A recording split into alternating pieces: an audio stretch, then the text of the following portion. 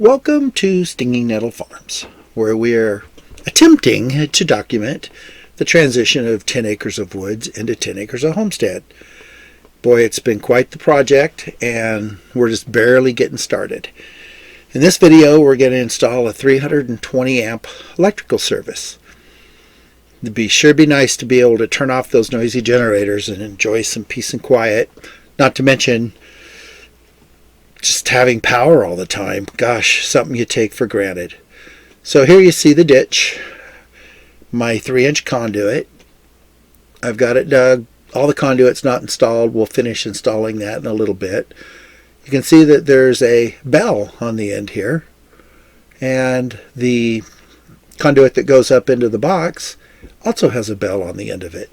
It's supposed to have 48 inches between the two bells. You'll see that later when we get the equipment all hooked up. So sit back and enjoy the video, and I hope that maybe somebody can pick up some tips or learn something.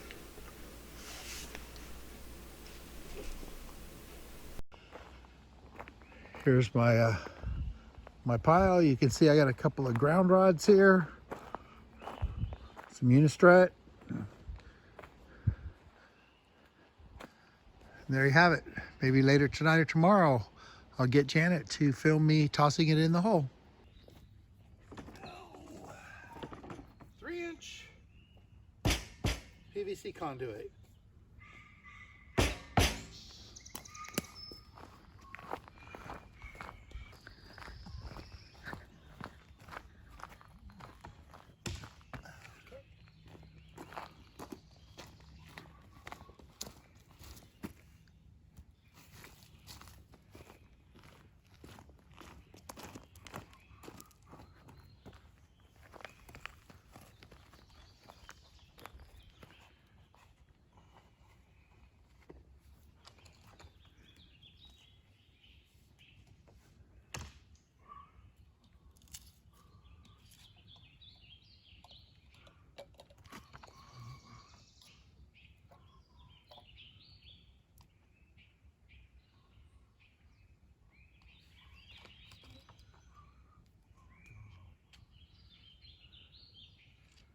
It's very important to put glue on both ends, not because it has to hold water. Ouch. Shove it all the way in, give it a quarter of a turn.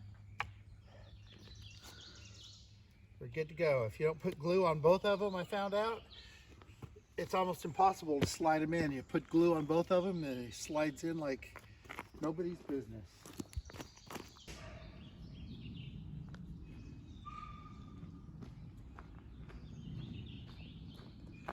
Okay, so one thing that I didn't know was that I want the bell end, you notice how there's a bell on one end, to point towards the transformer. I would have actually done it the other way instinctively, but this is the way they do it, or so I've been told. So this is how we're gonna do it. It's probably one of those things that doesn't make a big difference, but I'll take one of my handy dandy little sticks.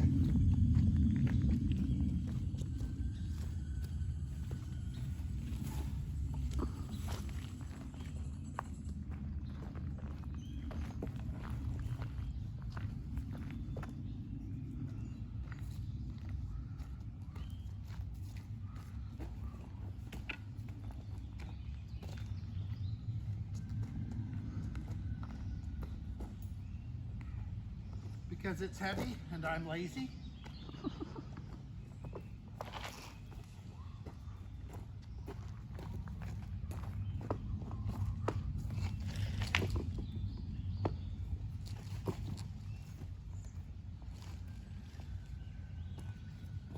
That's good. So now we're going to go ahead and install the equipment on the plywood.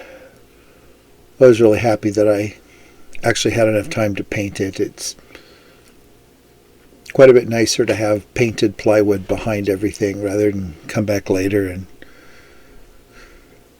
try to paint it and blend it in. This is definitely the preferred way to go. This is a pressure treated plywood. Don't know if I mentioned that. I think I did earlier. We're putting in a 320 amp service. So the box that you see on the right, that's the meter base. The box that goes in the middle, you can see it's connected. That's going to be a 200 amp breaker box. And then to the left of that will be another 200 amp breaker box. So you can see they're getting that 200 amp will feed the house.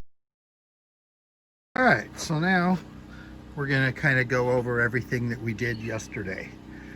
So this is where Puget Sound will run their power up. And see if I can step back and show you. Stops right there. And there's a 4-foot gap between these two pipes for expansion. They'll run their lugs up and they'll go to the line side. We'll drop it down there. Yeah. Okay, so you got line and load, load and line. So they will have one lug that comes up here, 2 hots. Now you'll notice, let me see if I can show you here how there's a kind of a big hole here and then there's like a little loop here. That's set up for a double wire. You can see there's 2 wires in here. Anytime you've got the double loop, you can see here, look at it from the top. You can see the double loop. So you got 2 wires going in and 2 wires going in. So if you look at the one for the supply here, there's just 1 loop and 1 post that goes in. So they'll bring their 1 single line in. I have 2 lines that come out, and you can see that the 2 lines split. Power line, and a neutral line. They go down to the U,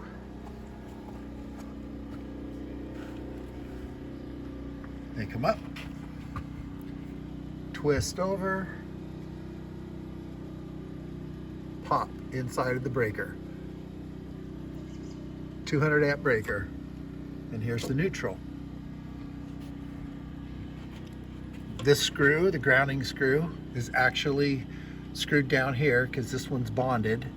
When I run it out to the house, it won't be bonded.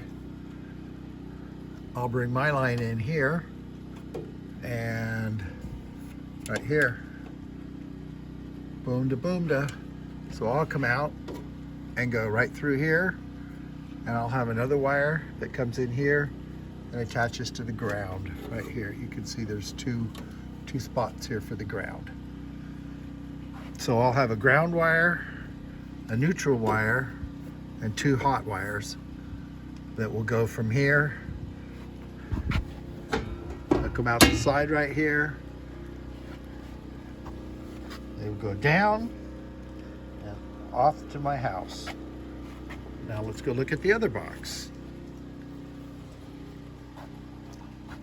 So you can see the other 2 wires come out here. They come into this nipple. Boom, boom. Go across, come out the other side. And they come up. Hot, hot, neutral. And here's the ground wire coming in. Breakers go in here. And eventually I'll probably have something that comes out right here and goes to the guest house if we ever have it. But anyway, so there's as you can see, a 200 amp panel here. The grounding screw here also is connected so that these grounding bars and the neutral bars are all connected. Then again, if I run to the guest house, when I go out through here to the guest house, This green screw will not be connected. It'll be you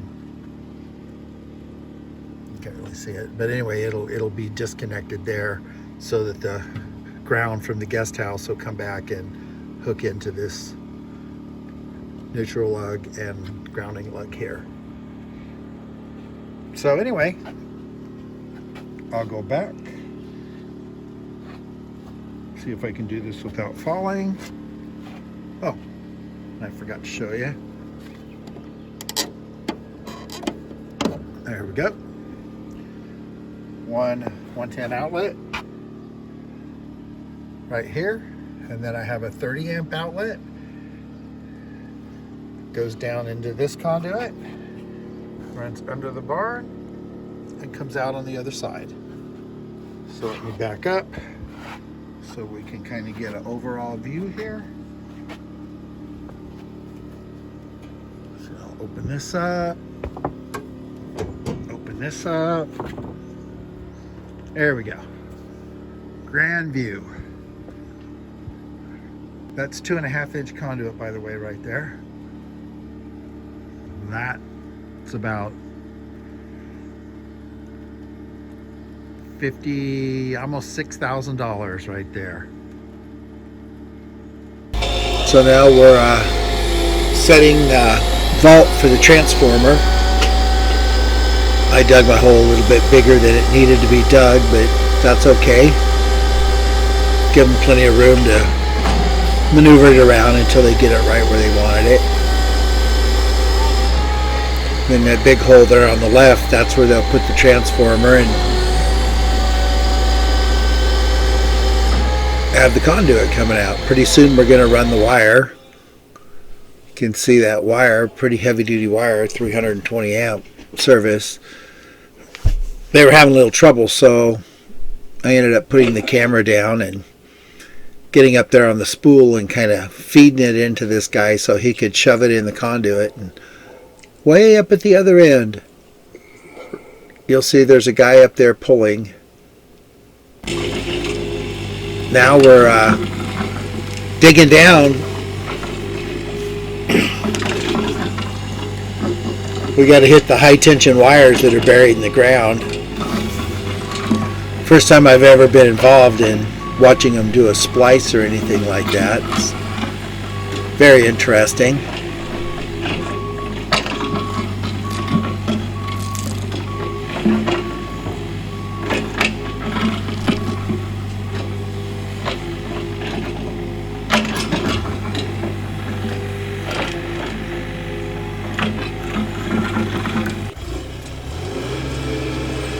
And now you can see right there, kind of on the right, that's where the wire is. Got to get documented for posterity.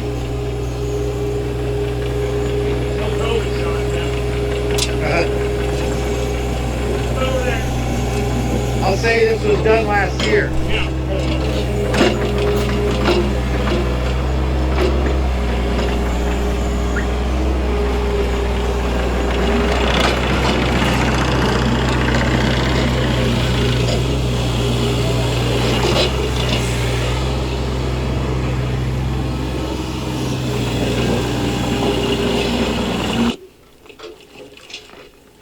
And there she is, the high tension power line.